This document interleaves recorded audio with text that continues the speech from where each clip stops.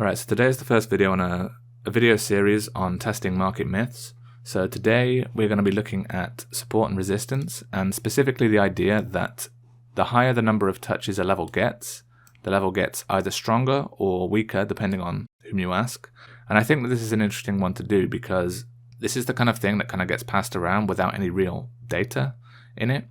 You know, traditionally people will say the higher the number of touches, so this has 4 touches here, this level, and the idea is that if it comes back here, depending on the number of touches, you know, say we had 5 touches, that would be even better, and the idea is that you would be more likely to see a reversal around here, or like another bullish push upwards, right?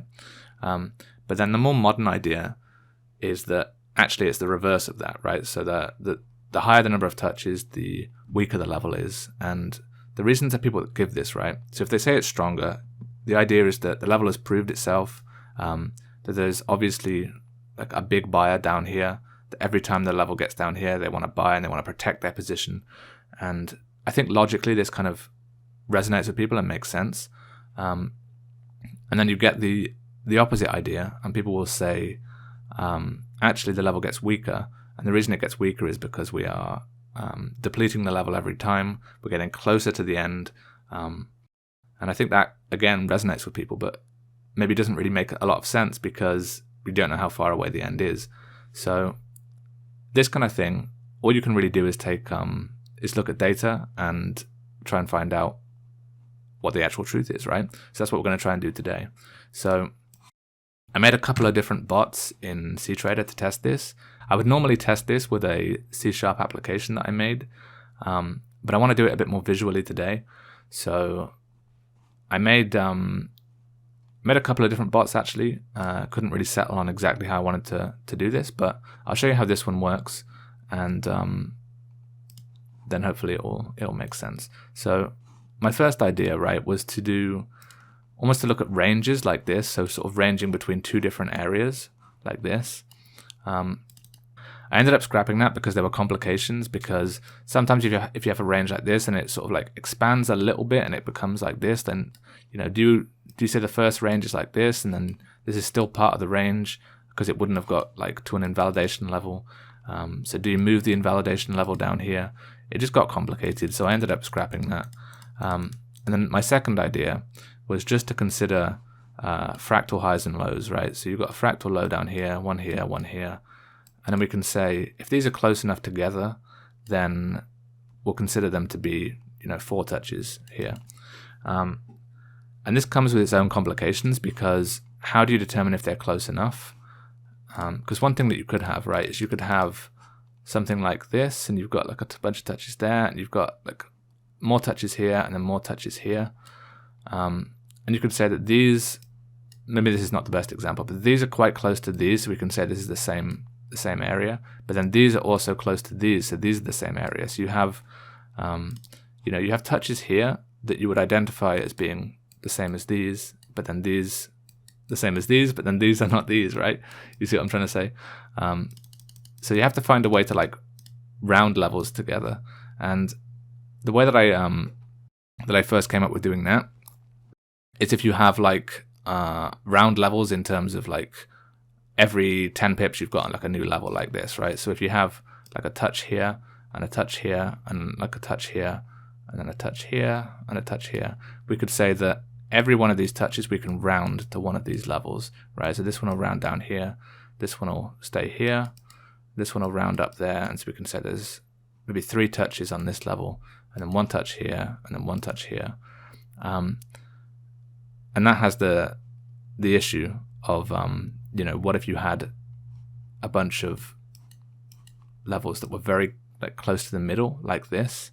And so like visually you would say these are all the same level, but what could end up happening is that one could go up here and one could go down here, and then this one could go down here, and then this one could go back up here. And so you'd have like 2 touches here and 2 touches here and 2 separate levels, but really they're quite close together, right? So that was one of the issues I came into here.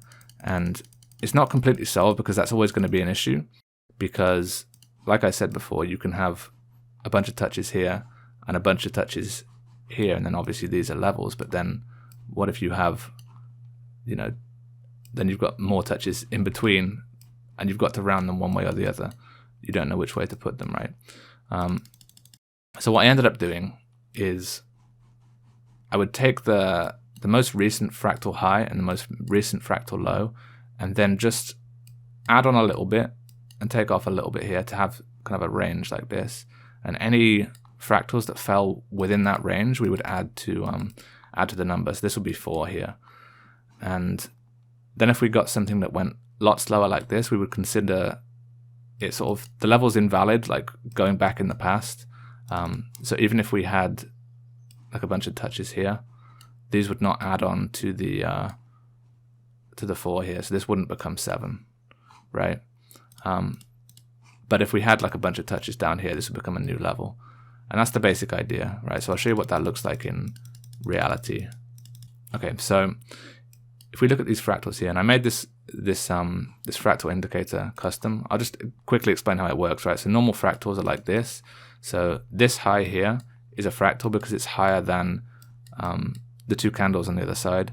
But what you can do is expand this into a different indicator where we can say, how many candles do you want on the left? How many candles do you want on the right? So if you want 2 on the left, 2 on the right, then it would look like this. And you could say, okay, what if I want 3 on the right and just 2 on the left?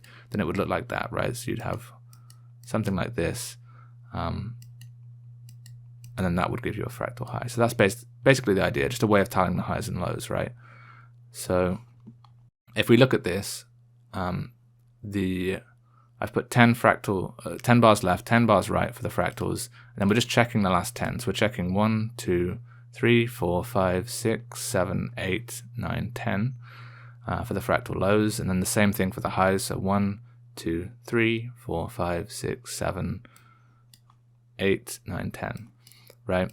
So just checking these this low here. For the parameters for the level, we've put plus or minus 10 pips. So this is the level itself right here, 106,951. We add on 10 pips to get 107,051, and then we take away 10 pips to get this. So this is the sort of range in which we're looking for our fractals. And we can see that we've only got 2 touches here. And for the level break, we put 20 pips. So this is the level break here. So if it ever gets down here, then we consider this to be an invalid level at that point, right?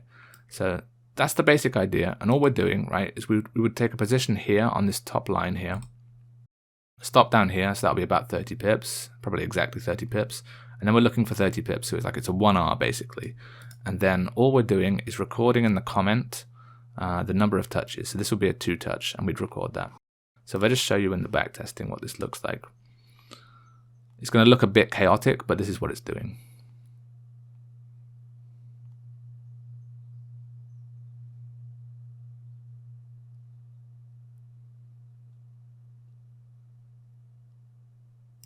Okay, so there we go. So if we look at the orders, we can see that we've got 1 touch, 4 touches, 1 touch, 1 touch. Okay, so the one with 4 touches is going to be up here. So it's taken this level here, it's gone, okay, that's 10 pips lower. Maybe that's not, oh, it's this level here, yeah. So that's 10 pips lower than that. And then we look back and we say, what is within 10 pips this way and 10 pips this way? So we've got a touch there, maybe a touch there, or maybe it's not those ones actually. It's probably 1, 2, 3, 4 maybe. And you might say, why is it not included these ones? The reason it's not included these ones is because it's not close enough to the level, but it's also not far enough away that it's gonna break the thing. So there's different ways to do this. There's different parameters that you could have and different ways to set it up, but you have to do something, and it's never going to be perfect. It's never going to be something that you can test absolutely concretely. This is how a range looks, or this is how a support resistance level looks. So you could tweak the parameters such that it would include all of these together. If you made it like 20 pips or something on the plus minus here, that would do that. But that's just how I've set it up. And obviously in the history, you're going to get a bunch of trades, the result, and then the comment of how many touches it had, right? So if we go into Excel here, now I started with hour 1, and these are the parameters here. So I've always done 10 bars left, 10 bars right on the fractals, and that's just a way of determining the high or low. So I probably already mentioned that, but anyway. Fractals look back, so last 10 ones, plus or minus 10 pips for this, level break 20 pips on hour 1. Okay, so let's look at the results. So one touch, 48.6%. We've turned this into a statistic by just looking at the gross amount and seeing if it's above 0 or not. And you would expect this to be slightly below 50%. Because of real market conditions and so on. It's not including commission, but you'd expect to get slipped and so on a little bit. So just below 50%, 48.6%. 2 touches, 48.7%. 3 touches, 47.6%. And 4+ touches, 45.5%. And it is important to note that the higher the number of touches, the fewer examples you're going to have. And you can think about why that would be, but obviously, if you've got 3 touches, then it's not always going to turn into a 4 touch, but it would have been a 2 touch prior, right? So that's the idea. So we can see that it's slightly less likely to work out the higher number of touches on hour 1. If we test hour 4, I wanted to test the higher level ones because I thought that might be, it might make more sense to do the higher level ones. People say that it's more consistent on the higher time frames and so on. So this one, we've got 25 pips plus or minus. We've got the level breaks at 50 pips and 1 touch, 49.3%. 2 touches, 56.5%. 3 touches, 50%. 4 touches, 40.7%. But obviously we don't have too many examples on the hour 4. And then D1, I think there's just not enough trades, basically, not enough examples. So we've got 50 pips plus or minus, and then 100 pips to break, and then 1 touch. You can see that there's only going to be around 80 examples here. So I don't think you can really read too much into this. 54.3%, 44.4%, 2 touches, 3+, 54.5%. But I wouldn't really take too much out of that. But I think the most interesting thing here, and I did this one last, is the minute 15, right? So the minute 15, we did plus or minus 5 pips, level breaks after 10 pips, and we've got a lot more examples here. So let's see how many examples we've got. We've got 13,000 examples, so a decent sample size, and I think this is the most interesting. So 1 touch, 49.3%, pretty much, as you would expect, close to 50%, but then look what happens as we go higher. So 48.3%, 2 touches. 3 touches, 47.4%. 4 touches, 43.1%. 5+ touches, just 33.7%. And a decent sample size of 250 nearly. And if you look at the graph here, which is just keeping track of our accumulated results here, you can see that it pretty consistently goes down here. So this gives some data to the idea that the level does indeed get weaker as the number of touches increases. So, this might be something that could be incorporated into some kind of breakout strategy or something along these lines. So just wanted to give a bit of data here. I know that you could do different parameters. You could test this in a different way. So I'll leave it up to the viewer to test it for themselves. But I do think that we need to give data to these things before we make blanket statements of, this is what works or that doesn't work, and so on. So I want to test these market ideas, these market myths.